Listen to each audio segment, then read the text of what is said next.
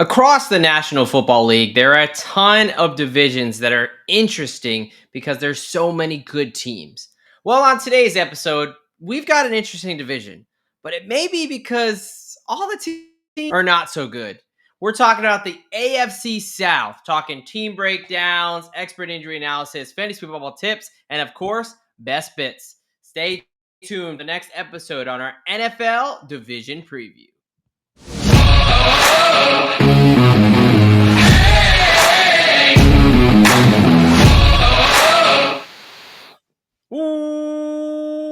Welcome, football fans, to another edition of IDP Plus Bets. What is up, folks? I am one of your hosts here, the Degen Doc, and more importantly, I am joined by my brother in degeneracy, Mr. Derek Bennett, aka Professor Locks. How we doing tonight, brother?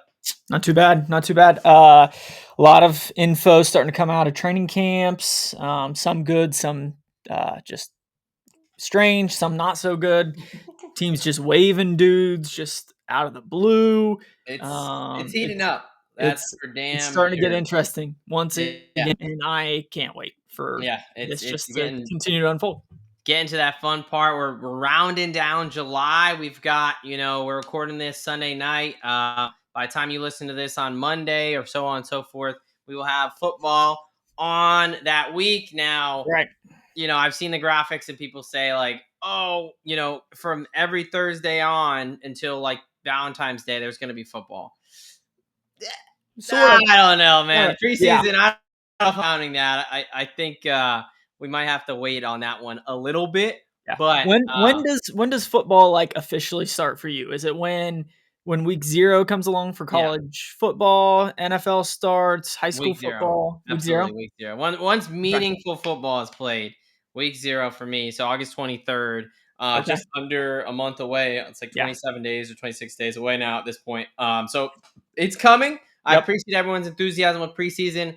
Yeah, I personally, I don't watch all the preseason games. I might, check out a few, but they get a little bit. I'm kind of the same way. To me, it's me sitting down on the couch or wherever with like a big pot of coffee on a Saturday morning watching College Game Day. Like that is when I know football is back, and I'm getting all my bets put in for the day, and we're rocking, ready to roll. Yeah, exactly. We've got, continuing on with this NFL division preview, we've got an AFC South division preview. Quite the interesting division. We were just talking about this a little bit offline. As we do with every single division, we are going to break it down, go team by team. We are going to talk free agency, who they brought in, who went, let go. What takeaways do we have from this roster? What concerns do we have? We'll talk any big injuries coming into the year. Then we'll talk a little bit fantasy football and, of course, give you our best bets for each team headed into the 25 NFL season.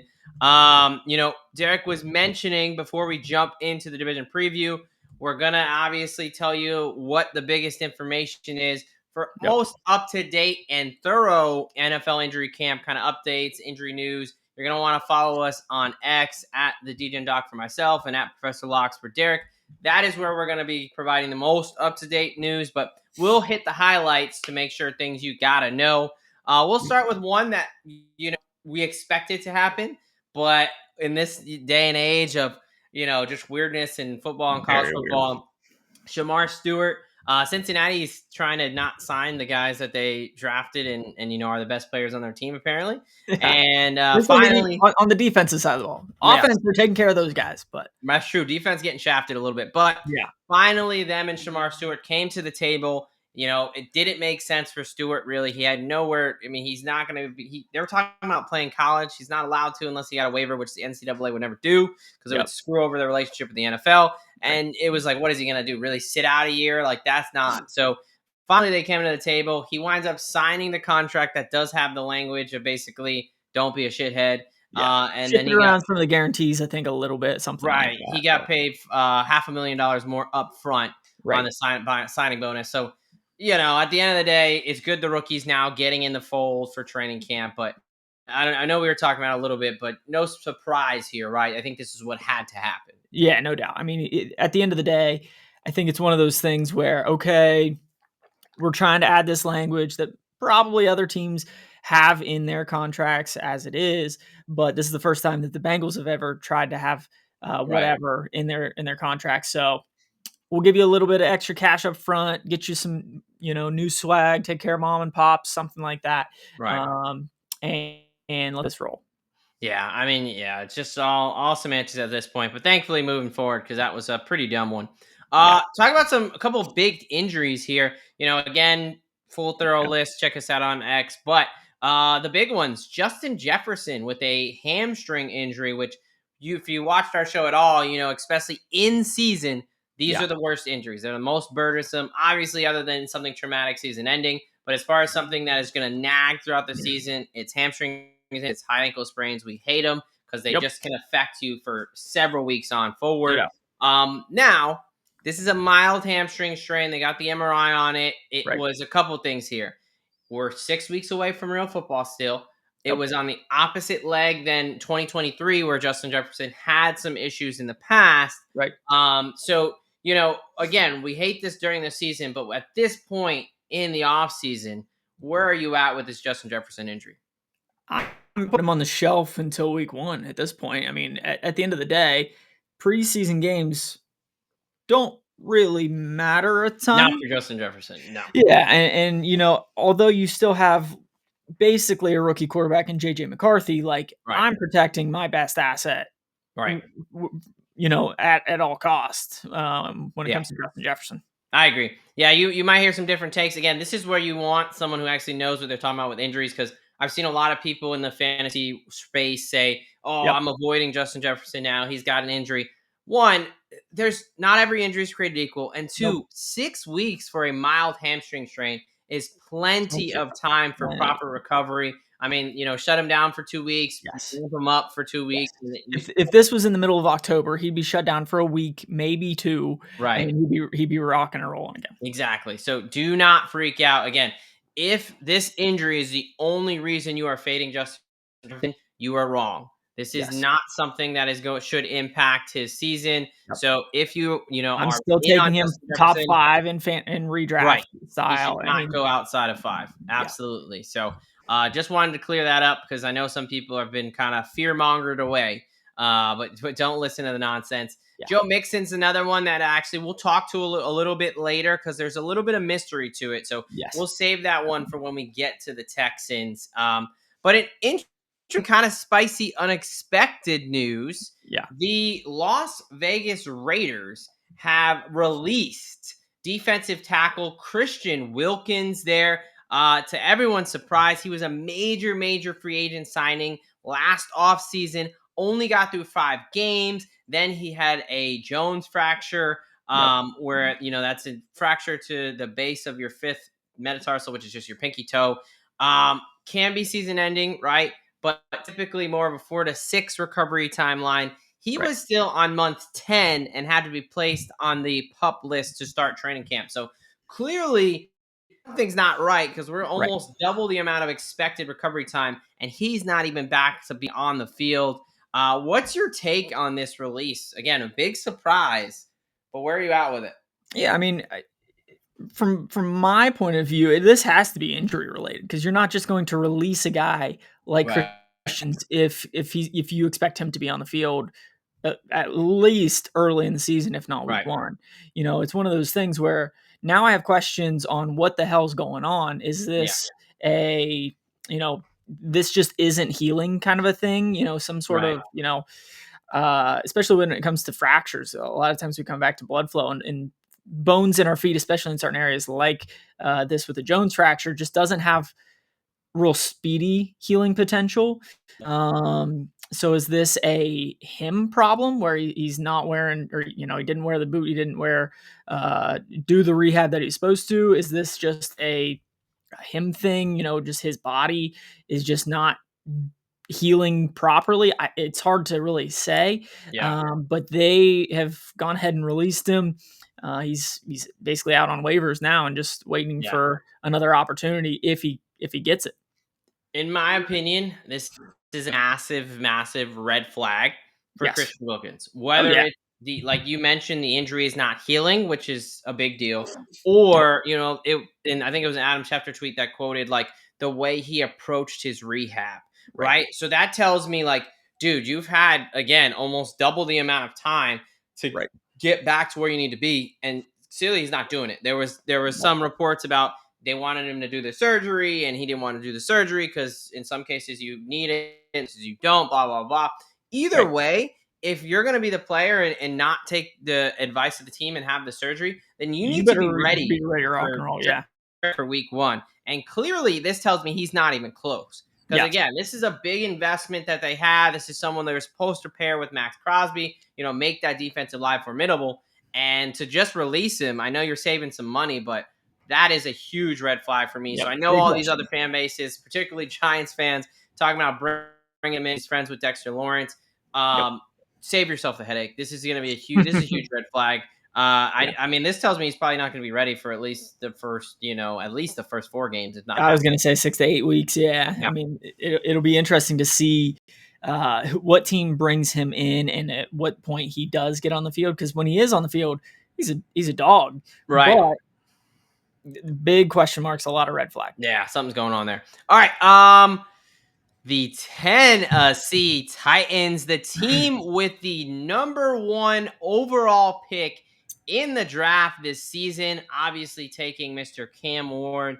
Happy to see him leave Miami as a Gators fan. But as always, I'm going to break down losses and additions. More so, I'm going to tell you what they are. And then Derek is going to have the pleasure of telling us what it means. We're going to talk takeaways and things going forward. This was a 3-14 team, obviously tied for the worst record in the NFL, which is why they had the first pick. So let's talk about what they lost. Rudolph himself, goes back up north and rides the sleigh to Pittsburgh. You got Tyler Boyd, who was really a non-factor last year. Westbrook Akine, the anytime touchdown king, now moves on to Miami. A couple of offensive linemen have moved on. A couple of free agents, Raduns, going to the Saints. Harold Landry, a big free agent addition for the New England Patriots. Jerome Baker has moved on to Cleveland, who's going to be a big role now with Jordan Hicks retiring. I was just going to say he's going to make a massive take him. Yeah. Anyways, go ahead. Sorry. No, because I mean he was slated to back up, and now he's taking a big jump forward. Right. Luke Gifford moves on to the 49ers. Kenneth Murray with the Cowboys. Chidobe Awuzie, part of that. Hey, we're going to get Jair Alexander and Chidobe Awuzie as a backup there for Baltimore. And then Quandre Diggs and Nick Folk are gone. So a lot of changes, wide receiver room, offensive line, secondary. Then we talk about what they brought in. Obviously, the biggest thing is Cam Ward. If you're a Titans fan, you're hoping we now have our franchise quarterback. We've brought in Tyler Lockett from Seattle, Van Jefferson from the Steelers, along with Dan Moore from the Steelers to be the left tackle. Kevin Zeitler, a solid guard there. Draymond Jones coming from Seattle. A couple of draft picks in there. Sebastian Joseph Day coming. A little bit of secondary help with Xavier Woods, and then kicker Joey Slye and Johnny Hecker. I like Hecker because he's good at the fakes. So I will include Hecker in a graphic. I think he's important because he's got an arm on him. No doubt. But a lot of changes, but on a 3-14 team, kind of expected, right? It's not like we're going to be like, let's run it back. Right. So what do we got here for this 2025 roster of the Tennessee Titans? Yeah, I mean, obviously the big addition was Cam Ward, and you had to move on from Will Levis. It's a sad day. But companies everywhere are yes. Yeah. I mean, other than, skill guys in Tyler Lockett and Van Jefferson, they didn't really do much when it comes to the skill positions. Offensive line-wise, they brought in a couple guys in Dan Moore Jr., Kevin Zeitler, which in theory should boost up their offensive line, but Zeitler's coming off a little bit of an injury. We'll talk a little bit more about him. Their center, Lloyd Cushenberry, is going to probably miss a decent amount of time. And then Dan Moore Jr., who they did in, thank God that he's off the Pittsburgh Steelers. Oh. I just despise having that guy at left tackle over the last few years.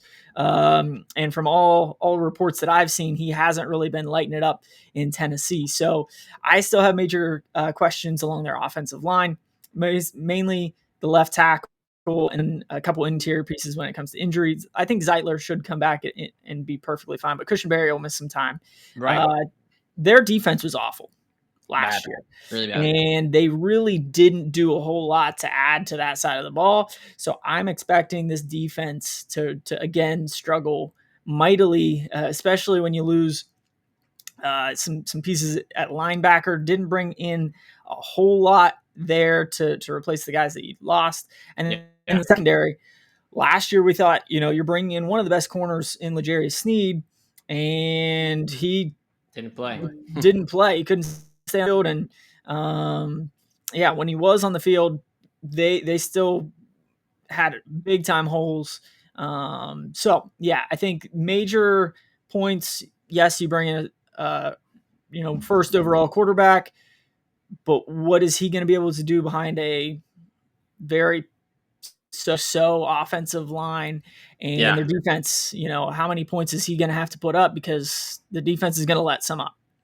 Yeah, no, I mean, I think the quarterback position is a clear upgrade, but we still need to see Cam Ward in the NFL, and having a shaky left tackle is not the best for a rookie quarterback. Right. I think there's just a clear lack of talent on the roster. They made some changes, but I think we both agree it wasn't enough. But we'll talk about a couple of the guys that they expect to kind of come up big for them, because they do have quite a bit of injuries coming into the season. Yeah. Just a couple days ago, I think 2 days ago, Treylon Burks went up for a pass and came down hard, and he broke his collarbone. So a little bit of some variability with this type of injury.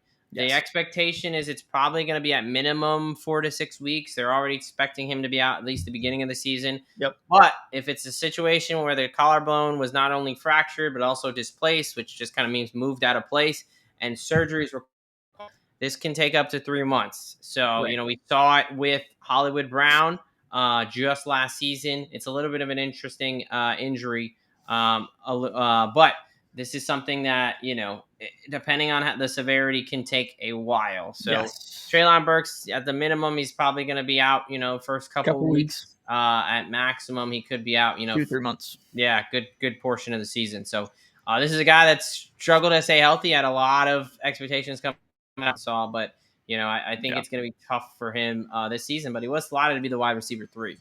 So a couple offensive lineman injuries. You mentioned Zeitler. Just a hamstring, coming off the end of the year. Think something pretty small at this point with so much time he's had. But why don't you tell us about Lloyd Cushenberry? Except for an Achilles tear, looks like in week 9 of last year. So, he'll probably have about 10 months of recovery. Where are we thinking with him? Yeah, I mean, an Achilles, we've talked about Achilles tears a lot more frequently over the last couple of years. They seem to be happening more frequently in the NFL and NBA, for that matter. But with Cushenberry, it's a little bit different than, an Achilles tear with a quarterback, running back, wide receiver. Because, these guys are basically, moving 4 or 5 yards at a time. Yes, they do have to push off of that ankle, off using that calf. But I think it's one of those things where timeline wise doesn't line up great for Lloyd Cushenberry. I don't necessarily expect him to start the season. He'll probably miss the first month, maybe month and a half of this season. But yeah, like I said, just another major question mark for that offensive line to support Cam Ward. Yeah, quarterback of the offensive line there at the center position. Will Levis, we mentioned him on another episode. So just a quick kind of, he had a shoulder injury last year. For whatever reason, he waited until this month to get it figured out. He's going to have surgery. It's going to end his season. So I don't think he had any shot to be the quarterback 1 anyway, but obviously just kind of default takes himself out of the race there. So it is Cam Ward's team. Then on the defensive side, L'Jarius Sneed, someone you mentioned who, great player for Kansas City, but has struggled to stay healthy since he's left. End of the season with a quad injury and had a knee scope, which is just kind of clean up the knee surgically. Nothing really major to repair, at least that they reported. He is on the PUP still, but hopeful that he'll be able to return. So kind of a little bit more wait and see on Sneed, but the expectation is that he should be ready for week 1. But we kind of need to get to the point where he needs to get back on the field in these next couple of weeks so we can see him ramp back up. All right, moving to the fantasy football space here. A couple, we don't expect this offense to be great because the team's not going to be great. But, they're probably going to be in a lot of situations where they need to throw the ball, and some garbage time points still count. So let's start with the conversation of Pollard versus Spears in the backfield. This is one that we've kind of had last year, and then going into this year, Tajay Spears and Tony Pollard. That is, I Yeah. think Pollard does come in as the RB1 Right. to the season, but that was a little bit kind of touch and go last year. They kind of switched. What's your take on this? Who's the guy that you would be backing? Is it Spears or are you a Tony Pollard guy? I think I'm still a Pollard guy. I mean, neither of them really had great years last year, although Pollard did end up going over the 1,000-yard mark. I think from a Spears standpoint, when King Henry was still with the Titans, he was kind of that change of pace back, Right. that lightning to Derrick Henry's thunder. But last year, I think he only averaged 3.7 yards a carry or something like that. And again, Mm-hmm. their offensive line is potential or has potentially improved if they have the 5 guys out there. I'm just very curious to see when that will be. Yeah. So I'm not really high on either of these guys, but Yeah. Tony Pollard is probably the route that I would go. Yeah, I think he's a little bit of the safer bet. But when you look at the ADP, Pollard going around 26, RB 26, Spears going around RB 42. So there Yep. is a massive gap, which kind of bakes that in. I think at the end of the day, we probably both agree. It's just I don't think I'm interested in either of these guys. Right. To be fair, I mean they're going to take away from each other. Spears is obviously the one you can get for cheaper. Yep. I don't think either of these are a sure thing. We got questions with the offensive line. They're going to be throwing a lot. Who's going to get the receiving work? What's that going to look like? So Right. probably more of a stay away from us. But yeah, interesting conversation to be had. And then the Ridley and Ward connection. I mean, we've got a couple teams in this division with a clear wide receiver 1, and Calvin Ridley is that for this team. He's a guy who's put up back-to-back 1,000-yard seasons, and he comes in with a quarterback who threw for a ton of yards at Miami, and is a bit of a gunslinger. So where are you at with, Cam Ward, Calvin Ridley? How do you think that relationship's going to go? I mean, for Cam Ward's sake, I hope that it clicks with a couple veteran wide receivers in Calvin Ridley and they brought in Tyler Lockett as well. And I mean, Tyler Lockett, historically has kind of been that that go-to was that go-to wide receiver when he was in Seattle. Not necessarily a big deep threat, but he has good hands and runs clean routes. From Calvin Ridley, he's definitely more of your big play receiver. He's definitely the number one at this stage in the game, but still moving on. I think he's in his age 30 season now. Don't necessarily think that he's slowing down, but I hope for, again, Cam Ward's sake, that he develops a connection with Ridley and Lockett and Van Jefferson and those guys. Yeah, no, absolutely. I do think that Ridley is set up for a decent year.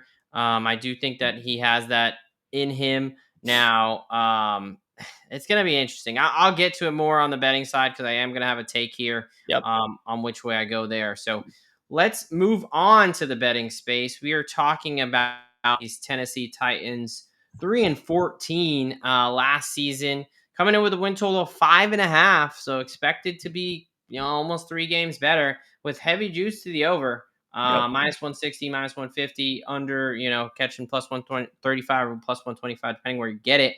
We'll go through their futures here. Make playoffs between, around plus 350. Miss playoffs as high as minus 500. To win the AFC South, 6-1 or plus 650. To win the AFC, 75 to 80 to 1. And to win the Super Bowl, all the way up to a 200 to 1 over on DraftKings. So we'll start off as we always do. Any plays on the win total or future or anything like that? Yeah, I still think that this is one of the worst rosters in the league, and I don't necessarily think they're going to be 3 wins better. You bring in a guy in Cam Ward, and we've had a couple of rookie quarterbacks that have had hell of rookie campaigns in C.J. Stroud and Jaden Daniels last year, but Cam Ward doesn't have the roster that those guys had around him to have, a breakout season in his rookie year. So I'm going under 5.5 at plus 125. I think between just having a rookie quarterback and then, when it comes to the offensive line, left tackle and your center is probably going to be your two best friends when it comes to quarterback play. So you're probably going to be missing your center for potentially the first quarter of the season, and you have a shaky left tackle. So we've talked about their defense and how it's not really improved, if any at all. I just don't see where they get to 6. So I'm taking the under 5.5. Yeah. I'm gonna ultimately stay away from the win total. I think they're anywhere between a 5-6, 4 to 6 win team. They have a pretty easy schedule. I do think that they are going to be a bit improved just because I thought Will Levis was pretty terrible. So I don't think it could be that much harder to be worse. But the talent, yeah, you mentioned there's question marks. I would probably say if I was going to take a side, it would be the under. I don't love it enough to bet it myself, but I'm definitely not gonna disagree with you in any way. I am not a supporter of this Titans team. Part of the issue is I'm not a supporter of a ton of teams in this division. Yeah. So I think this is one of the easier divisions. So they might be able to pick up a couple wins we're not seeing, in the division. But hey, we'll see. Now, I will give a little bit of a positive. I talked about it a little bit, probably, revealed the hand there, but I like Calvin Ridley. I'm going to go 1,000 yards on the season, plus 5 over at Bet 365. In the past 3 seasons, he's played more than, 15 games. He's hit this number pretty, last 2 seasons, he's barely hit it 1,016, 1,017, but he's hit it. And then the 2020, before the whole gambling incident, 1,300 yards, almost 1,400 yards, actually. You were talking about he's in the age 30 season, but he did get to basically take 2 years off with the whole gambling suspension going from 2021 to 2022. So the body, not quite as much wear and tear. I think one team's going to be down and have to throw a ton. Cam Ward's not afraid to throw it up. He might hit some deep shots there. We've seen it a little bit in training camp. I just think almost similar to the Nico Collins situation. You got a quarterback who's gonna need to be throwing the ball, and it's just gonna give him so many targets. So I think Ridley gets there. But that's my only play for this team. The Tennessee Titans, I don't think either of us are very excited, unfortunately. I think Cam Ward could definitely provide some nice moments this season. Derek ultimately thinks their talent is not there. He's going to under 5.5 wins for this team and getting plus money there. And I'm going to be taking Calvin Ridley 1,000 plus receiving yards at plus 135. Again, kind of a situation. We're expecting this team to be down, having to throw the ball a lot. I think Ridley is a proven guy who is a little bit younger, and then his age reveals due to that suspension. So hopefully Cam Ward and Calvin Ridley can give us some excitement, but unfortunately for Nashville, does not seem like they're going to have a great season. All right, let's talk about the next team here. But before we do that, I got to tell you about some of our great sponsors here at IDP Plus Bets. And the first one here is Bob Lung, his fantasy football consistency guide. Look, folks, what we're trying to do here at IDP Plus is get you a leg up on your fantasy football, on the betting markets, everything we can. And that's exactly what Bob Lung's consistency guide does. It's his 10th annual edition for a reason, because keep begging for it and asking for it. And it's only $15 over at Amazon. This is part of your off-season training, your off-season ramp-up program. So get yours today. Just search 2025 Fantasy Football Consistency Guide.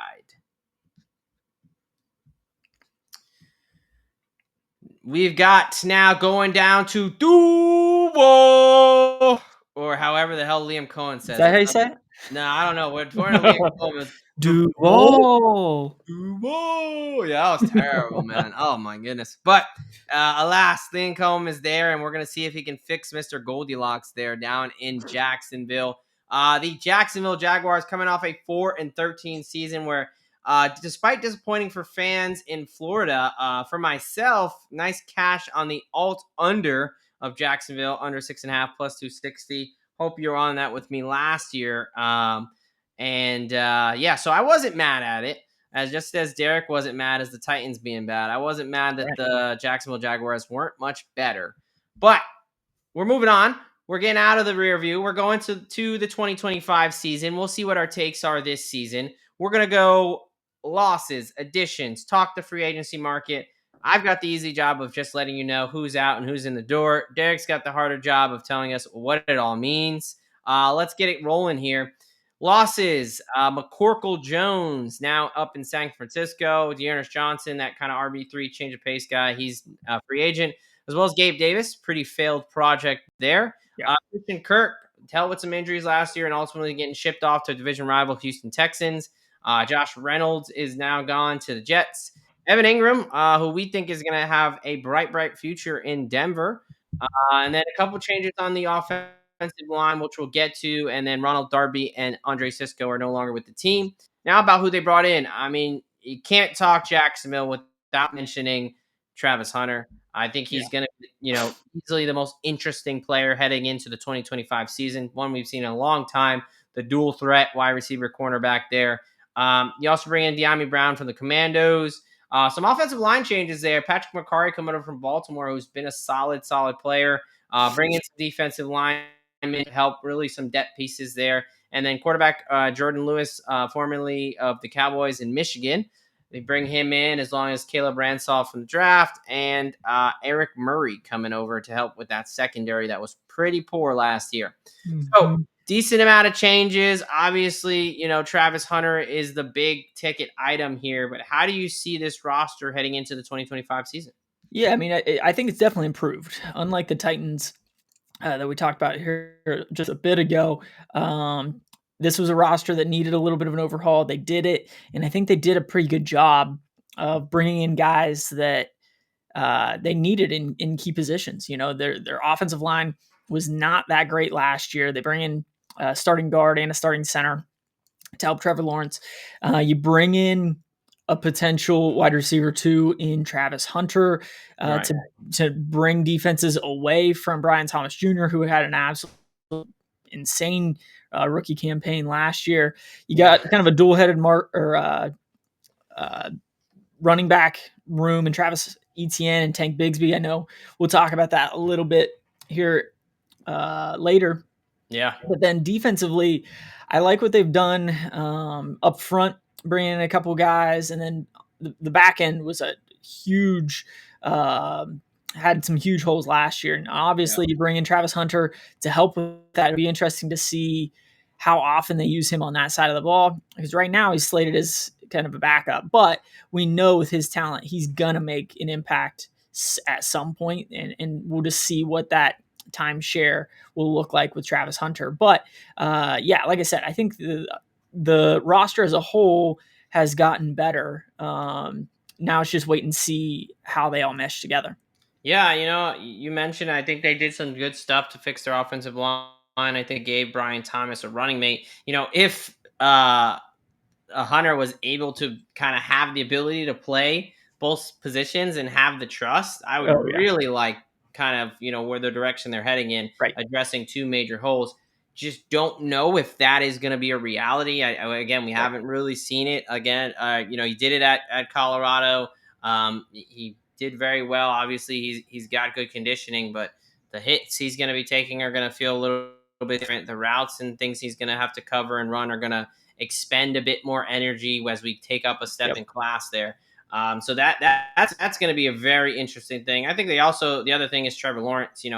I've kind of notably been, let's just say a Goldilocks doubter. Hater. Maybe, all right, we can say a hater. Yep. Yeah. So can Liam Combs, who, I mean, people are going to say he fixed Baker Mayfield, but I think Baker was good the year before. So I don't really think that's fair. But I would say it's fair to say that he brings out the best in quarterbacks. Right. Yeah. I think that this is kind of the opportunity to see that generational talent that people keep trying to tell me about in Trevor Lawrence. I mean, it's kind of the put up or shut up year for him. He's got a bona fide number one wide receiver in Brian Thomas Jr. He's got a very, very solid wide receiver too in Travis Hunter. And, he's got a decent offensive line in front of him and a capable backfield. So very interesting to see. Another thing, the team comes in pretty healthy. Just a couple minor injuries to a couple backups that we really don't need to get into. Dennis Gardeck, Mason Smith are the guys we're talking about. Not a ton of information out there on it anyway, but again, not slated slated to start, and none of them really coming off anything major. So really, at this point in the offseason, a very healthy team, which is always a positive going in. Let's talk about this fantasy. Travis Hunter, I think we just have to start there. Yeah. What are you doing with Travis Hunter in the fantasy realm? What's his ADP? Yeah, I'm gonna look at that. I think he's around the 30s range, but let That's what me I was double thinking. check for you Late really quick. 20s, 30s. I think it's worth a dart throw, to be honest. I mean, he's definitely an incredible athlete Right. that we know of coming out of Colorado. I mean, he Yeah. is still kind of green, if you will, from a wide receiver standpoint. So it's definitely good that they already have a true wide receiver one in Brian Thomas. And from a Travis Hunter standpoint, your defenses are going to have to watch both of them because they're both incredible athletes. They're both big time deep threat, potential. I think Travis Hunter is worth a shot. At the same time, I wouldn't necessarily reach for him. I wouldn't necessarily, go or even really take him at his ADP. I think it's one of those things where, depending on where your roster falls, where he's falling in the draft, if it comes around and he's kind of at the top of that board, I would take a shot on him. Yeah, he's going to a wide receiver 30-ish. The variability is the big thing. I've kind of, whether it's best ball or just drafting in different leagues, like he is a super variable one that'll go like, I'm not taking him very early. I probably won't wind up with a lot of Travis Hunter just because I think I won't either. But I mean, I think you have like I don't. I also think that a lot of people will jump on the Travis Hunter train just because he is the name. I like I said, I like him. Yeah. I'm not going above his ADP by I think any means. part of my thing too is I love Brian Thomas. Yeah. His season last year was incredible. Completely flipped it around for me. So Hunter's not going to be a wide receiver one, and wide receiver 30. That you're not getting wide receiver ones anyway. So, but I we don't know what the splits are going to look like. I mean, in the offseason, day 4, the tracker I was looking at, he's pretty split pretty evenly between offense and defense. Like, there's just no way he's there for 100% of the snaps. So, it's and you're drafting in those range guys that are going to be. Yeah. So I think I like him more in the best ball situation than I do in a redraft situation, though. Right. I mean, he's he's explosive player. He's definitely gonna have touchdowns, or you would think, jump ball situations. He's got some of the best ball skills we maybe seen ever. Really, as a prospect, he's great at tracking. So I ultimately, like, it's not someone I'm extremely fading. Like you said, if he falls to me in a nice spot, I mean, I think there's some spike weeks, definitely more best ball. But I fear people are drafting him with the expectation he's going to be a full-time wide receiver, and it's just not the case, especially with the help they need. Honestly, I think they need the help on secondary more. So we'll see there, but a fun one to have. And then the running back room. This one is probably a bigger debate. You got ETN, Bigsby, and Tootin, the guy out of Virginia Tech there coming. Last ETN had almost 550 yards, almost 600. Tank Bigsby 650. Where are you at with this running back room? Where are you taking any of these guys? Do they all cancel each other out? Does any of them interest you, or where's that? Yeah, start looking at ADPs. But I'm more so in the Tank Bigsby market probably than Travis Etienne. I think it's kind of similar to the situation last year with the Bucs and Liam Cohen. I think, going into the season, we kind of thought Rachaad White was going to be the guy, and he just wasn't doing it. And Bucky Irving ended up taking a hold of that job and had a hell of a year. Right. Last year, Tank Bigsby led the Jags in, I believe, carries, yards, and touchdowns for running backs. So I don't necessarily know if that's going to switch back over to Travis Etienne, although Etienne is kind of that dual threat running back. I mean, I think he has better hands than Tank or but I don't know ADP wise who's necessarily going ahead of the other one. Yeah, let me give you. So ETN's going around 35. Bigsby's going around 45. Yeah, I'm definitely taking Bigsby then. Yeah. Yeah. It's not even a question for me. I think he's just the better running back at this Yeah. point. And I think Tootin, the rookie there, if anything, I think he takes away from what ETN does out of the Yeah. backfield.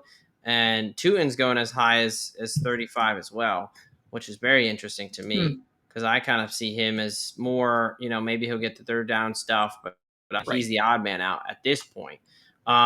So interesting room, but for me, it's Tank Bigsby, especially at the price RB 45. I ultimately think he's going to be the RB1. Yeah. I think he's the harder runner. I mean, at 7 touchdowns on the season. I mean, I know ETN dealt with a little bit of injuries, but Right. Bigsby again. He only had 18 more carries, but he had almost 200 more yards. He had 5 more touchdowns. He averaged almost a whole yard better than ETN last year. Yep.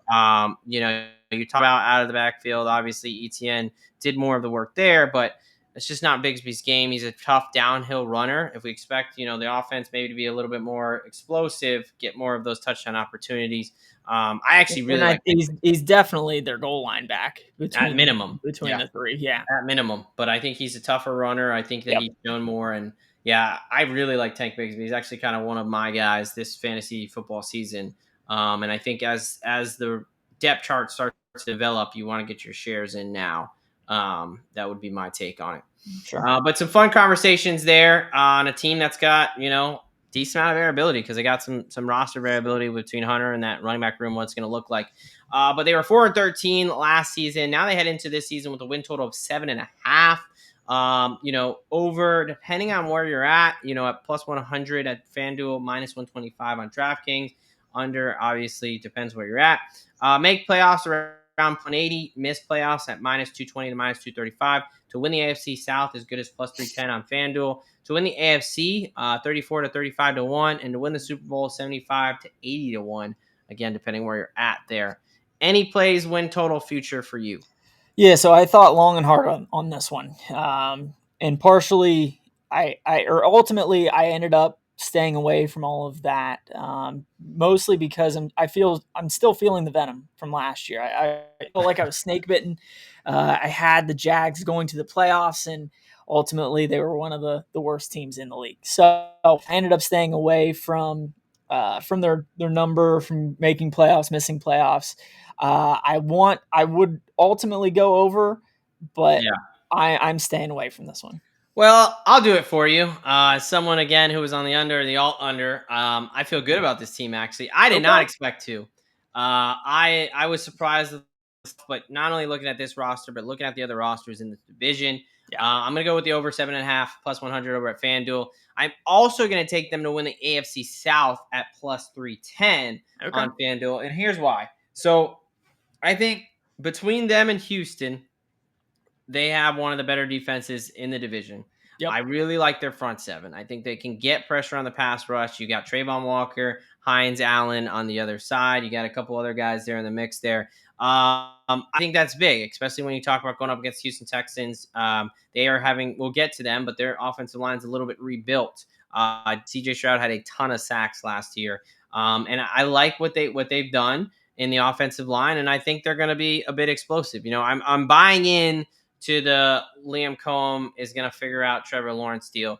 The talent is obviously there. I think, you don't go that high in the draft and become that big of a prospect without it. So I think it's the year that Locks takes the step forward, and this is actually a playoff team. Now, I'm not taking their make playoffs because I think this is a one and done division. I think that like this winner, I mean, they had 10 wins last year in the Texans. I think this winner could very well be a 9 or 10 win team.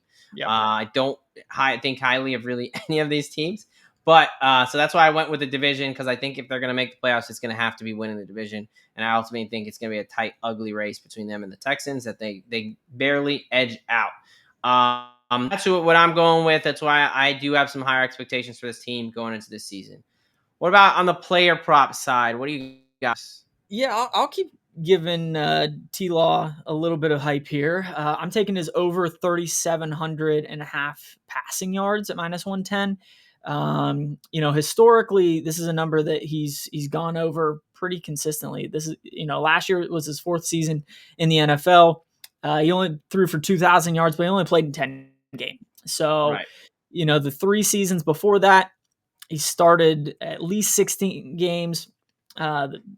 23 and 22 seasons, he threw for over 4,000 yards. His rookie year, he threw for 36. So he averages about 3,900 yards in a full season. Even if he misses a couple games, that still leaves the door open for that 3,700-yard mark. So I think he's going to return at least to where he was to his injuries last year, if not, like you said, to kind of take another step forward with a more improved receiver room. Yeah, and I mean, he's gonna have to. He's Yes. got better receivers, and let's be honest, as much as I think the defense is okay on the front seven, the secondary has question marks. They're gonna give Yeah. up some points. So if they want to win games, he's gonna have to score, 24 plus points, which I think he can with his offense. So I don't hate that play. My player prop, I talked about him, Tank Bigsby. I love Yeah. him. He had 7 touchdowns last year. It's kind of splitting time. I think he ascends into more of that RB1 role for the whole season. Give me 5 touchdowns at minus 110 over on DraftKings, Okay. 10 plus touchdowns at 8-1 over on DraftKings, and 1,000 yards on the season at plus 450 for Tank Bigsby. I'm going to play a situation where I think he's the RB1 for the majority of the season because I think he's the clearly best back that they have. Again, with kind of, ATN starting out as RB1 and then fight through ETN's struggles and Bigsby's play, he kind of took over that role. In 16 games, he almost 100 yards and he had 7 touchdowns. Yeah. I think give him, the bulk of the carries on an offense that projects to be better with the offensive line improvements, with bringing in Travis Hunter and De'Ami Brown on the outside, Brian Thomas Jr. getting a little bit better. I love Tank Bigsby being a benefit of a better team and being the better runner out of the backfield. So I want to play some of his, best case scenarios there. Yeah, I love the 5+ touchdowns, and I, to take your words out of your mouth, I don't hate the 10 plus and over 1,000 yards. Beautiful. All right, these 2025 Jacksonville Jaguars. Some optimism here, more so from myself. I am on their over. I'm also on them to win the AFC South. Don't do me wrong, Goldilocks. It's time for Liam Cohen and Trevor Lawrence to figure it out with some solid wide receiver. Derek is backing Trevor Lawrence to go over his passing prop on the season. I'm a Tank Bigsby guy. I think, look, when you're talking about on the football field, you're inside the 5 and you have a tank coming at you. There's nothing stopping him from getting in the end zone. Give me Tank Bigsby all over him this year. Touchdown props. Give me his alts. Give me his 1,000 yards. Surprisingly high on these Jacksonville Jaguars. We'll see how that turns out for us here in this 2025 season. Can't go on without telling you guys about what's going on at idpplus.com. This is our flagship website there. We've got a bunch of things that you need to check out. It's time to start your offseason preparation. The NFL season's right around the corner. All football, all the time. You want to join our subscribers-only Discord. We have different tiers with subscriptions that you get subscriber-only content. If you want to make sure you're the most prepared for your fantasy league, the most profitable in the betting space, and the best fan you can be, you need to head to idpplus.com and jump on those subscriptions. Again, not only us, we've got a bunch of other hosts that talk all sides of the NFL: defense, offense, special teams, fantasy, IDP, betting. And yes, of course, we're even going to talk some college football this year. So don't want to miss out. Again, idpplus.com. Check that out today. We are now rolling the train along to Indianapolis. We are going to talk about this Colts team, which the biggest question is, if you have 2 quarterbacks, do you really have a quarterback?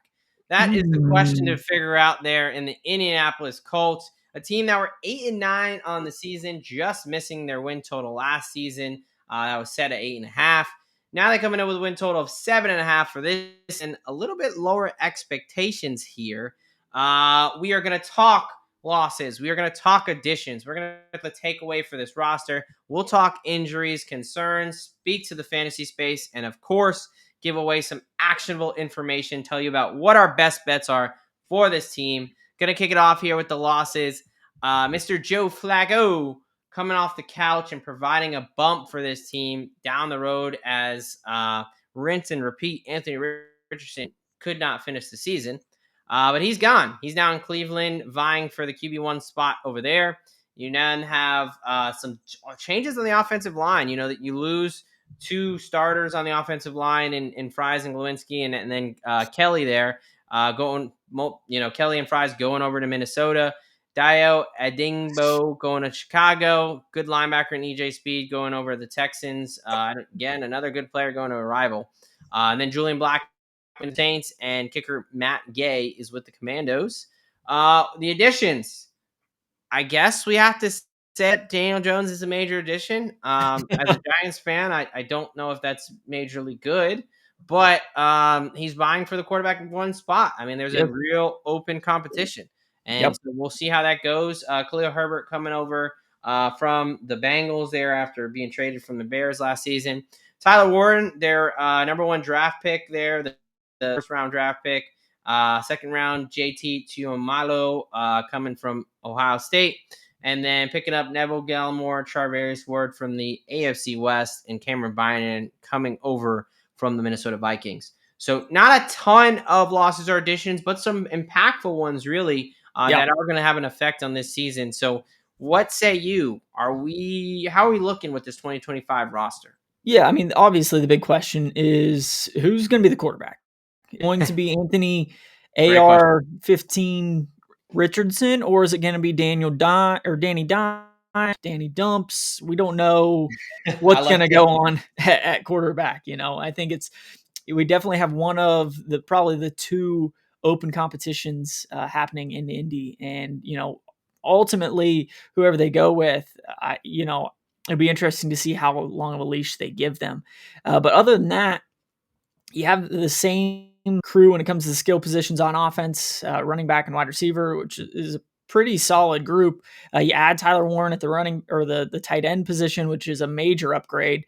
I definitely have some questions along that offensive line because they've had a solid offensive line that just hasn't been able to stay healthy the last couple of years. But you bring in some new faces. You still have Quentin Nelson there, who's an obvious stud. But defensively, again, have a couple new guys stepping in. I think speed's probably the biggest loss there, and Julian Black as well. But they do have a pretty athletic defense with guys that can come up and make some major plays. JT Tuimoloau, definitely one of my guys coming out of Ohio State that I liked.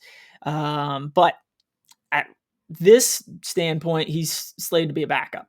We'll see where he kind of fits into that rotation. But from a Colts team, they didn't make a ton of changes, and I don't know if that's necessarily going to change my outlook of them from last year up until this year. Yeah. I would say to the people of Indianapolis and to Colts fans everywhere, ensure you have a good relationship with your doctor this season. You're going to need some prescription for some pretty strong either that or your liquor cabinet. Or depends how you're going. But man, the headaches that are going to come, whether it's Anthony Richardson or Daniel Jones. Anthony Richardson, since he's been in high school, just has never really finished the season. Yeah, he struggled with injuries at the University of Florida. He struggled with injuries in his NFL career. It's just, I mean, he's built like a tank, but he plays like a maniac, and he has not been able. Like, part of his game is running people. He's a seasoned tank that has gone into plenty of battles, and might have a couple screws loose at this point. Yeah, squeaky wheels, man. Like, they're and you don't want him to play scared. You don't want, like, he's not a pocket passer. Right. So, I mean, he's barely, hitting. You want him to be the athletic freak that he is.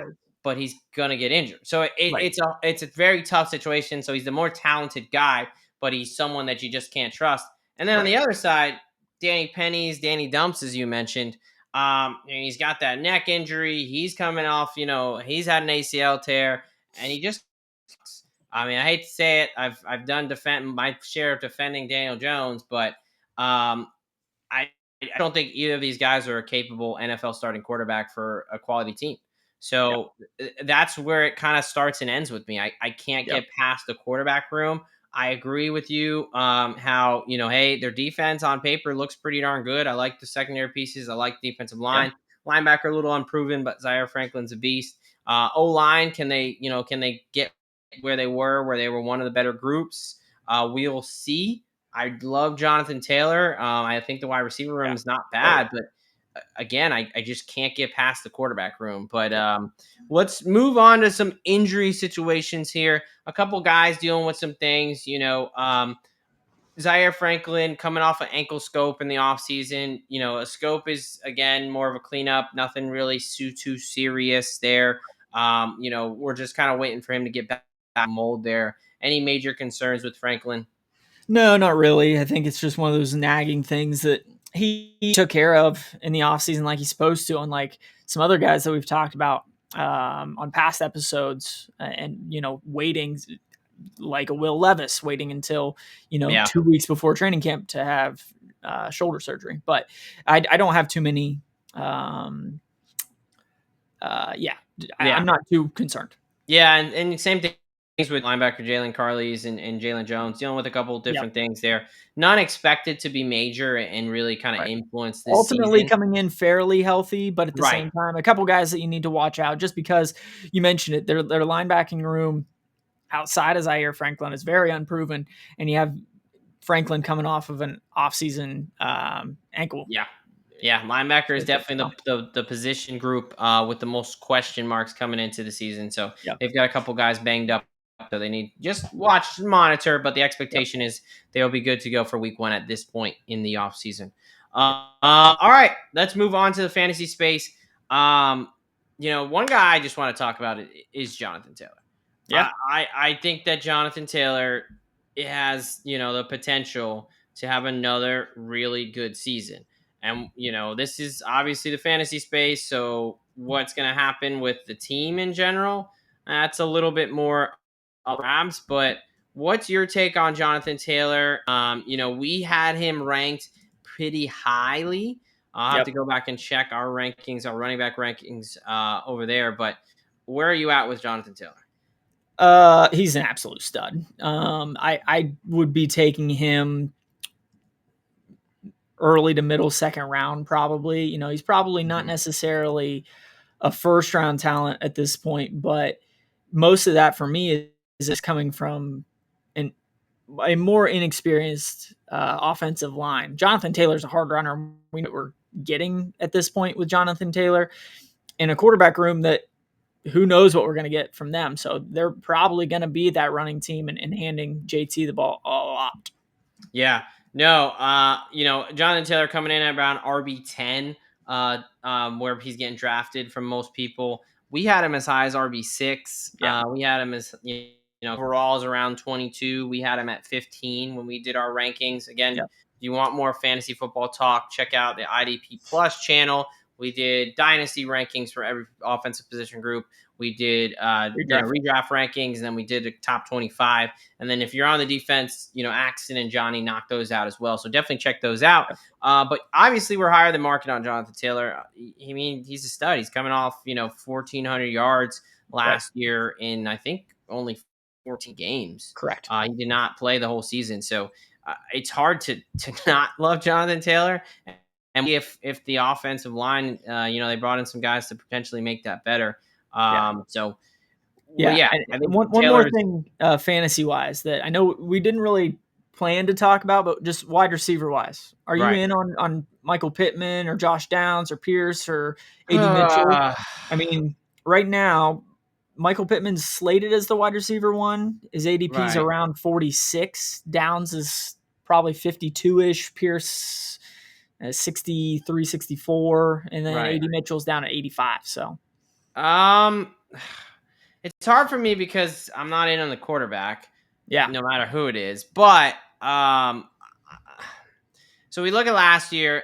The leading receiver was Alec Pierce. 800 yards and 7 touchdowns. Pittman also had 800 yards. Downs also had 800 yards and 3 and 5 touchdowns respectively. So it's kind of hard. I know Pierce is more of an Anthony Richardson and was kind of a Joe Flacco guy, and he was a deep threat. But I would just, if I'm going to take anyone, it's going to be Alec Pierce. He was the leading receiver last year, and he's going, you can get him basically free. several rounds later than Downs and Pittman. I think ultimately Downs and Pittman are more talented, Correct. but I would think agree. they're guys that require more volume and more accuracy that it's going to be there. So I'll take the guy who, again, probably more of a best ball play, but someone who's going to give you some spike weeks. He averaged 22 yards a catch and 7 touchdowns. I mean, he had 13 big plays. Like, I just think it has to be Pierce from that perspective. To have 824 yards on 37 catches is pretty insane. But he's their deep play threat, and I think they're going to be in some situations where they need to throw the ball and kind of score in a hurry. So, it would be Pierce for me, but ultimately, JT's that I'm targeting on this team. Yeah, no, I think I would echo all of that because I think from a 1 through 4 standpoint, all 4 of those guys are really, really talented. You just don't know who's, if they're going to get the ball because I think Anthony Richardson had like under 15 completions in like over half of the games last year. So, ultimately these guys are going to have like 3, 4, 5 catches a game. Best guys could work out, but I don't know if I'm necessarily targeting any of these guys. Yeah, I'm not wasting draft capital. I mean, look, Anthony Richardson had under 50% completion rate last year and, on the season. Not very good. And again, Daniel Jones, he doesn't throw for a ton of yards either, right? He may be a little bit more accurate, but he tends to throw it to the other team, and sometimes he's kind of gun shy about taking those deep shots. So, a bit of a, it's funny because probably one of the better wide receiver rooms in the league. They just don't have anyone who can get them the ball consistently. So, all right, let's go on to the betting space here. 8-9 team last year, win total 7.5. Over plus 105 on FanDuel, minus 110 on DraftKings. Under a little bit of juice depending where you get it. Make playoffs round 2-1 plus 200. Miss playoffs minus 250 ish. To win the AFC South plus 330 to plus 60. To win the AFC, pretty wide variety. FanDuel has it as 36-1. DraftKings has it as 50-1. And then to win the Super Bowl, 85-1 on FanDuel and 120-1 on DraftKings. So if you're in on this team, go to DraftKings and get those futures. But if you have logic in a brain, you probably not. So I'll let you lead us off here. What plays do you have for this Indianapolis Colts team? Yeah, I mean, you led off the Colts with a question as far as, if you have 2 quarterbacks, do you have any? And ultimately, I think Shane Steichen is in for a lot of headaches. He might be checking out his liquor cabinet a couple of times throughout the season because I don't know if you can trust Anthony Richardson or Daniel Jones. So I went with the under 7.5 wins at minus 110. Again, their defense has some really, really solid pieces. I really like their front four. Linebackers could be a solid unit. Just depends on how they develop. And they brought in some pieces in the back end that should be helpful. But offensively, outside of Jonathan Taylor, I don't know what we're going to get. And I think Shane Steichen is one of those coaches that can draw up a pretty good game plan. I just don't know if Daniel Jones or Anthony Richardson can follow a game plan and not necessarily, stay on the field or keep the ball on the Colts. So I went with the under. Yeah. I'm gonna, co-sign that absolutely. 7.5 minus 110 over at DraftKings. I'm gonna take it a step further. Instead of I don't know if you can trust, I'm gonna say I cannot trust Daniel Jones nor Anthony Richardson to lead this team to a successful season. Anthony Richardson, his deal is more staying on the field and hitting the, wide side of the barn. Daniel Jones is taking any shots and not turning the ball. Right? And it's just not what you want out of your quarterback. So going the under there, it's probably our most simplistic take on a team, but it's the most important position. And we don't even know who's going to be out there week 1. So I'm also going to play the variance here on this team. I'm going to play it in the sense of giving them the fewest wins in the NFL at 17-1 over on DraftKings. I think there's a situation where, Anthony Richardson does what he does, which is goes down. And, at some point in the year, he's not an option. And then you rely on Daniel Jones, who, whether just due to his inability to move the ball, his propensity for turnovers, or his ability to get injured, I think there's a real situation where this is just an absolute dumpster fire, and we see Riley Leonard or Jason Bean, taking snaps week 16, 17, like getting some. Well, let's just see what we have, because at this point we're blowing it all up. I understand, they do have some solid players, but if you can't get them the damn ball, then what is it worth anything? So I think it's the ability for both of these quarterbacks to, low completion percentage, high turnover rate. That's a recipe for disaster. So even if that defense is pretty solid, they're going to be put in a lot of bad situations. And I think that, this is a situation where this team's going to look midway through the season and they've got absolute dog shit in the quarterback room, and it's just hard to be inspired. So that's where I'm going with this team. What about you? Any player props that you like? Yeah, I mean, they brought in a really talented tight end in Tyler Warren in the offseason. I don't know if he's going to have much of a rookie season, to be honest with you. So I'm going the under 525 and a half receiving yards at minus 110. Right. Just looking back at last year, I mean, they had 3 tight ends reel in passes throughout the year, or 4, excuse me. If we put them together, they don't go over 500 yards. So I don't know how, Tyler Warren, yes, he is an incredibly talented football player coming out of Penn State. I don't think Shane Steichen uses him. And I don't know if the quarterbacks necessarily have figured out that the tight end's usually a pretty safe dump off option, when it comes to throwing the ball. So I'm taking Tyler Warren's under. No, I actually really like that play, and I like Tyler Warren as a player. I think his blocking ability is going to come up huge. I think this is going to have to be a run first team, both using the quarterback's legs, which is going to lead to some injuries, and relying on Jonathan Taylor. But I mean, let's be honest, he's probably the 4th or 5th option in the passing game. Yeah. We know Anthony Richardson and Dan Jones are not getting to their 4th or 5th read, right? That's probably going to be the defense before anybody else. So I like this play. It seems like honestly, a low number. He might end up taking some snaps at quarterback at the end of the season, because just running Wildcat the whole time. At Penn State, they threw him in everywhere. So exactly. Tyler Warren might end up being your 3rd string running back, your 3rd string quarterback. Who knows? Yeah, and I think this is a guy who, a couple of years when they actually get the quarterback situation figured out, like I think, with the right quarterback, great prospect. I just don't know if he's going to be able to step in and do much. Exactly. So I like that there. My one player prop for this, I told you I was going to kind of get on their variance a little bit. So yes, I'm on the under. Yes, I'm on the Fields wins, but I'm also going to take Jonathan Taylor most yards in the NFL at 10 to 1. Okay. I know it's a little bit counter, intuitive as far as if I think this team's going to be pretty bad, but it's a little bit of, a little bit of a hedge of, hey, if this whole run first approach, the offensive line takes a step forward, they're running a version of we're going to run the ball 30, 40 times a game. It's a little bit of the Ravens mentality of, do I go after Derrick Henry or Jonathan Taylor, or do I have to deal with the quarterback situation? I just think Jonathan Taylor is one of the most talented players in the NFL. He already had a season where he had 1,800 yards. I think that could, do it. I think he could get to that 2,000 yard mark there in the 17 games.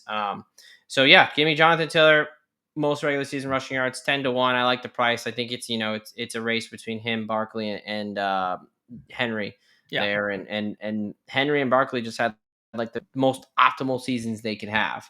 Yes. So for them to either, whether it's injuries or a situation where they're a couple games off or whatever, I don't think it's, unreasonable to think Jonathan Taylor can kind of dethrone them in that league there. Right. All right, the Colts 2025 season. Unfortunately, when you go into the season with major questions at quarterback, we're going to say we have major questions about your team. And that is exactly where we are with the Indianapolis Colts. We're both taking under 7.5, minus 110 over at DraftKings. Derek is fading Tyler Warren, the rookie there, mostly because is he even the 4th or 5th best option in the receiving games? And neither of the quarterbacks can get to that progression. I am going to take the huge variance case that it's an awful situation. No quarterback. The team gives up. They get the fewest wins at 17 to 1. But I do love Jonathan Taylor, so I've got to grab a piece of him to lead the NFL in rushing at 10 to 1 there. We're almost on the last team, but before we do that, I got to tell you guys about the Fantasy Football Expo, which is just a couple weeks away here. We're almost into August. August the 8th through the 10th in beautiful Canton, Ohio is the 2025 Fantasy Football Expo. Head on over to the fantasyfootballexpo.com right now to get your tickets today. Join some of our content creators at the NFL Hall of Fame Village. Also, if we're talking fantasy, we got to be talking fast draft. Fast draft fantasy, it's in the name, folks. You want to draft faster. Nobody wants to sit there and take plenty of time to draft the players. You already know who you want. 20 seconds on the clock and get ready to win tons and tons of cash. We're going to make the deal even sweeter. Use promo code plus Degen Doc for a $50 deposit bonus. Very simple, folks. Download Fast Draft Fantasy. Use the promo code plus Degen Doc. Deposit $50 and boom, get $50. Now we move on to the champs of the AFC South last season. Despite limping through part of the season, these 10-7 Houston Texans did take the crown that anybody was trying to give up. It seemed like nobody really wanted to win the AFC South last year. Yep. And it might be the case this year because not a ton of optimism for this division or what they're going to be able to do in the playoffs. Although the Texans did make out of the first round and ultimately lost to the Chiefs there. Yep. Let's talk about this Texans team. Decent amount of losses and additions for, the top team. You wouldn't think they'd have so much changeover, but here we are. We're going to go through these free agency losses and additions. Derek's going to talk about takeaways.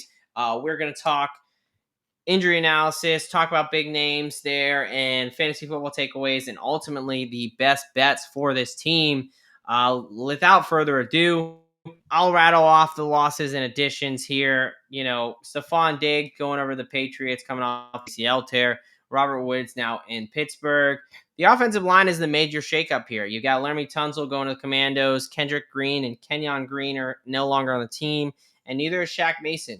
You also lost Devin White, who was kind of a regular season addition from last year. He's going to the Raiders. Jeff Okudah with the Vikings, and safety Eric Murray is now with the division rival Jaguars. But they picked up a ton. Brought in Nick Chubb coming out of Cleveland there. You brought in Christian Kirk from your Jags. Brought in Justin Watson from the Chiefs. Jaden Higgins out of Iowa State, I believe. Yep. The rookie there. Yep. A lot of changes to the offensive line. Trent Brown, Cam Robinson, Ed Ingram all coming in. And then a couple pieces on defense, most notably EJ Speed coming over from the Colts. And CJ GJ coming over from the Eagles there. Tennessee last year, coming in with a win total of 9.5. What are we thinking about this roster? A decent amount for a team that was playoff team, made it to the divisional round. Yeah, I mean, surprisingly, a lot of turnover, but I think they're coming into the season with really key pieces at key positions. I mean, you obviously have CJ Stroud coming back. You make I don't know if I would necessarily say great at wide receiver with Christian Kirk, but you bring in another pretty good wide receiver option. You lose Stephon Diggs, you lose Tank Dell late in the season. And at the end of the day, a lot of their issues last season came from a very poor offensive line, and you make a bunch of key moves there. It'll be interesting to see if those five can mesh and become a unit to make this offense go. Yeah. Defensively, this is one of my favorite defenses in the league coming into the season. I mean, their front seven is awesome. I love Al-Shaair. I love Speed, Will Anderson Jr., Daniil Hunter. I love their front seven. On the back end, I like that they've added C.J. Gardner-Johnson. You still have Derek Stingley as one of the best corners in the league and got paid for it in this past offseason. So coming into the season, I again like Houston team. The biggest question mark I think is definitely their offensive line. I mean, we'll talk a little bit about the running back room with Mixon, Mixon and Chubb, because I mean both those are AFC North guys coming down to Houston. And Mixon is dealing with some injuries, so Nick Chubb will definitely have to step up. But ultimately, I like the roster, except for a question with the offensive line. Yeah, no, and I think you kind of very much summed it up well. I would say the offensive line and the interior D line. I think the pass rushers are a really good group. Yeah. Um, there is a little bit of question marks with wide receivers behind Nico Collins, and part of that's due to injuries. And let's talk about they have a couple that are pretty big here. Yeah. We'll talk about the biggest one first, and that's Tank Dell. We all saw it, week 14 of last year while catching a touchdown. Kind of some friendly fire there. Just a Yep. brutal, gruesome injury, ACL tear, patella dislocation, MCL, LCL, like his whole knee basically blew up. Exploded. I mean, this is going to be at least, I would say 11, maybe closer to a year long recovery, if Right. not longer. Yep. Where are we at with Tank Dell and the expectations coming into this season? Yeah, this is a guy that you might as well completely pass on when it comes to fantasy. I don't expect Tank Dell to at least the first 2/3 of the season, if at all. I think Right. it ultimately comes down to, once we get to around week 12, where does Houston sit? If they're still kind of the top of the division in a playoff, have deep playoff run hopes, I could see him coming back week 16, week 17, going into the playoffs, kind of like TJ Hawkinson did Yeah. last year. Mhm. I think it's just one of those things where ultimately absolutely shredded. And just timeline wise, anytime we're talking ACLs, especially on top of multi ligament related stuff, you got a patellar dislocation, you got meniscus stuff. There's just all kinds of stuff. So this is not going to be your 9-10 month ACL tear. This is going to be a 12-month thing. Yeah. And ultimately that ends up that week 15, 16, 17 timeline. Yeah, no, it's unfortunate, but he's got a lot against him right now. Yes. So if he makes it back on the field at all next season, that's a win. He's Yep. not going to be anywhere explosive and close to what we were seeing as far as next season. Like Derek was saying, there's potential for a ramp up. Week 14, 15 on, and potentially gets to a decent spot come playoff time if they're in that position. But Yep. yeah, definitely, fantasy almost irrelevant. As far as what impact he would have, it would just be last couple potentially playoffs. But still, I mean, there's a good chance it's going to take him, a year plus to get back to the Tank Dell we're used to seeing. Right. Now, Joe Mixon, a guy who had a great start to the season and then kind of fell off after he suffered a high ankle sprain in week 13. Yep. And then he kind of had what we thought was a little bit of a re-injury, never really confirmed. He was dealing with some things. He was in a boot in May. No one really knows. Did he have a surgery? Did he get a tightrope for the high ankle? What on there? And then now we just got news, this week that there's a little bit of a and there's some convoluted reporting. It was the ankle before, then they talked about foot, and now the Right. local reporters were saying that it was a re-injury for the third time. So we know it's the same side at least, Right. and there's indication that it's a re-injury to the high ankle of the same one that's consistently re-injuring. Yep. So that's not great. High ankle injuries are very tough, especially in season. But I mean, at this point, this would be an injury that's been going on for 6+ months now and just Right. isn't healing properly. So it's tough because at this point the teams don't have to be the most honest, but there's clearly been a setback, and it's getting to the point where it's getting a little nerve wracking for the season. I mean, we do still have Yes. 6 weeks. There is a good chance he could be ready to go for week 1, but the stability of that ankle and that foot, like, I mean, if we're talking about several it just I mean, you can't feel good about it from this point as an injury standpoint. But what's your overall takeaway with the Joe Mixon situation? Yeah, whether it's a re-injury of the high ankle sprain kind of a thing, or like Rap Sheet said, it's more of a foot thing. It's concerning to me. I think that he will ultimately miss a week or two to start the season at least. I would not be surprised, if this does turn into a month-long thing. Yeah. Just based on the reporting, it's just concerning where we're coming off the off season where we should have plenty of time to heal, and all of a sudden we have a re-injury. How'd that happen? Maybe a foot thing.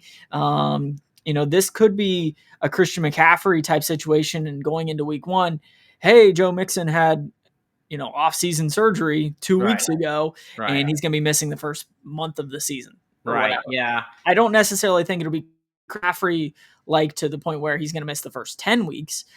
But at the same time, I could see missing a decent amount of time. Yeah, no, I agree. I think that it's just, for lack of a better terms, not good vibes right now Right. going on. Which the Nick Chubb signing is big time now, with news from or about Mixon. Chubb be able to return to the Nick Chubb of old, rather than what we saw last year, which is basically shades of Nick Chubb. Yeah, and that's exactly what I want to talk about here is, this running back room. We're moving over to the fantasy space. Let's talk about what are we going to do here, because with this Mixon news, Mixon going around RB 18, Nick Chubb going around RB 50. You've also got Damian Pierce, who is an option, who obviously he's on the pup list right now with an undisclosed injury. Right. And that kind of makes it that much more cloudy.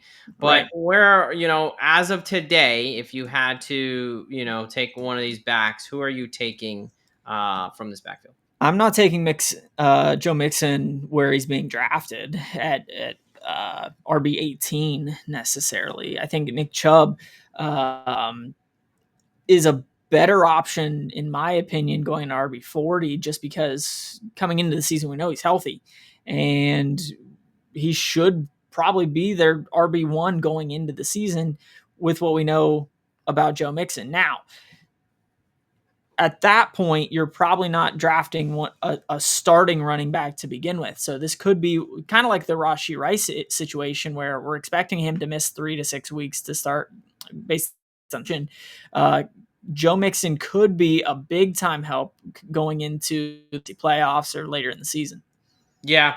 At RB 18, it's a little bit too much question marks for me right now. I also have question marks on the offensive line. Chubb is interesting at RB 50. I think he's worth a stab. Like you said, he could definitely be the goal line back for the whole season and have some of that share early on. I also have been taking a basically free dart throw at Damian Pierce.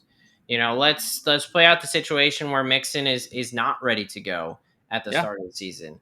And Nick Chubb, again, his knee's been torn up twice, right? Damian Pierce is a guy who runs really hard, and he definitely is going to get some opportunities if it's just him and Chubb back there. Right. I don't think it's completely out of realm of possibility that Damian Pierce could be playing meaningful snaps for this team this season. He's definitely the most dart throw of dart throws. I don't hate that in the last rounds of your draft, or just, in the waiver wire, because I think he has a higher ceiling than what Nick Chubb can do at this point, but he's definitely a bigger risk. I think that he's still a younger player that can have a little bit more of those explosive kind of runs and be that more of a bell cow. Yeah. I just don't know if Nick Chubb can do that this season. See, I don't know if I would necessarily say higher ceiling, just because you still have CJ Stroud there. And ultimately, he's a quarterback that they don't mind having him throw the ball 50 times to Collins and Kirk. So, I think Nick Chubb, just based on his name alone, he's gonna get the carries. Unless, like you had mentioned, he has previous history to knees, and the biggest predictor to future injury is past injury. So, I don't know if I would necessarily throw a draft pick on Damian Pierce, but after the first week or two, he might be a guy that I'm looking at waivers or just signing off the sheet. All right, let's move on to the betting space here. A 10-7 team last year. 9.5 is the win total. Again, a little bit of plus money to the over, a little bit of juice to the under there. Make playoffs around -140, -130. Miss playoffs about +110 to +120. To win the AFC, +110. To win the AFC, anywhere from 12 to 16 to 1. And to win the Super Bowl, 26 to 35 to 1. DraftKings putting some more hate on their side. So I'll let you start off, my friend. Anything on the win total or futures for this team? Yeah, I'm still taking the over 9.5 wins with the Houston Texans. I think this is a double-digit win team at its floor, to be honest. with you. I think just the way that the roster is shaped, I really like the skill positions that they have, and even with the questions we have with running back, I like Collins. I think Christian Kirk is a great second option. I like Dalton Schultz in the tight end room. Their defense is solid. I mean, their linebacking crew might be one of the best in the league. Their pass rushers, probably the best duo in the league. Sorry, I know you're your Giants, but they haven't gotten to the Texans point at this point. But yeah, I think they're ultimately going to be another 10, 11, maybe potentially 12 win team. And I have them going over 9.5 at plus 100. I also have them winning the division once again at plus 110. And then just the kind of one of those strange bets that I found. I do have them making the playoffs as the division winner. But on DraftKings, you can say that Houston makes the playoff, and for whatever reason, they have them matched up with Carolina to miss the playoffs at plus 130. So I'm not real high on the Panthers. I'm pretty high on the Texans. So I went ahead and took that one as well. I mean, I don't hate that because I definitely don't think the Panthers make the playoffs. So right, this is going to be one of the few that we've done that I'm going to disagree with you and be on the other. Give me the under 9.5 plus 110 over at DraftKings there. This is a team that I think I'm kind of threading the needle a little bit, but I have questions on the offensive line as we talked about. Yep. I think their interior defensive line can be better. I think that they definitely have a solid pass rush and a good secondary. But, I've got some questions on the interior defensive line. I've got some questions at the linebacker as far as guys being able to stay on the field. Al-Shaair, a bit of a head to Otuo, speed, both have dealt with injuries in the past there. And ultimately, I think CJ Stroud is going to struggle because outside of Nico Collins, I'm not sure who I can trust on this offense with Mixon having these injuries and Tank Dell, obviously very injured.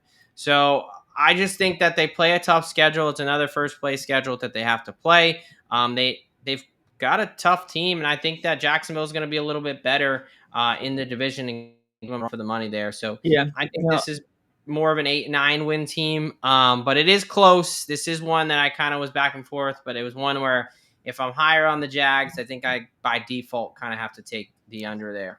Yeah, no, just a little bit of defense. Offensive line wise, whether they shape up or not, I think ultimately CJ Stroud was running for his life last year, and his sack numbers were up considerably for that. It went up from sacks his rookie year to 52.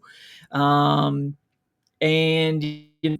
his wide receiver room was beat up all year last year. Dig went down early. Tank Dell went down late. I don't necessarily know if lack of talent, if you will, at wide receiver is going to necessarily change anything from last year.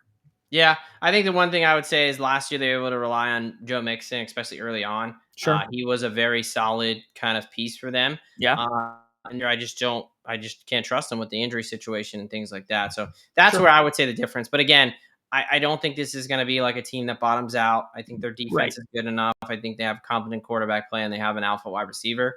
So they're going to be in games. I just think that, things bounce a little bit differently. I think, again, the Jags take a step forward.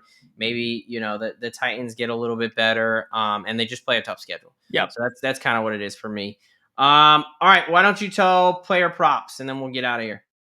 Yeah, I absolutely love Nico Collins, and I think he's going to have kind of a breakout this year. I think he definitely goes over his number at 1125 receiving yards. I got that at minus 110.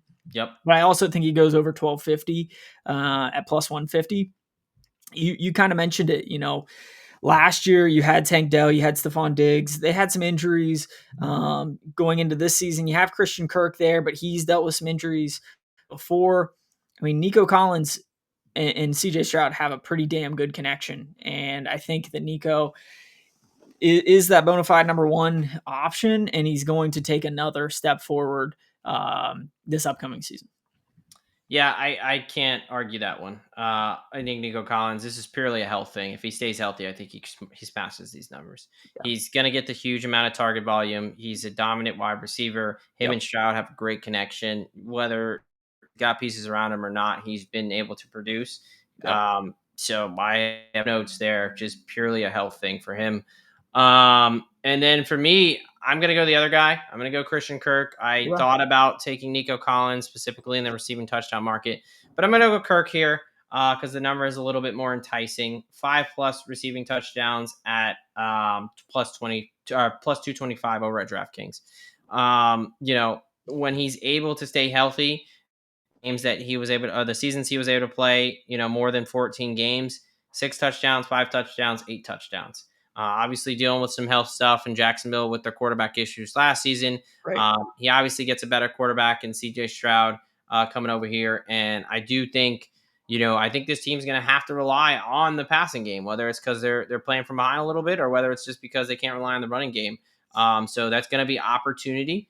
We talked about Tank Dell and how we expect him to be out for basically season and be a non-factor. I think Christian Kirk could be this wide receiver 2 in the offense that they need, and especially a guy around the red zone there. So I think 5 touchdowns is a low threshold, and especially at the better than 2-1 odds, I'm going to go ahead and take a stab there. The Houston Texans here for the 2025 season. They were the champs of this division last season. Derek is picking them to stay the champs at plus 110 on board and the AFC South winner. I'm going the other direction. I'm going the under 9.5 wins with question marks, the O-line and Joe Mixon's health situation there. We both have no questions on Nico Collins being the alpha wide receiver. Derek's taking him on his over on receiving total and a little bit of the alt at 1250, plus 150 there. And I'm going Christian Kirk, 5+ touchdowns at plus 225 over on DraftKings. Passing game is going to have to step up, whether they're behind or with a lead, with the unreliability of the O-line and the running game.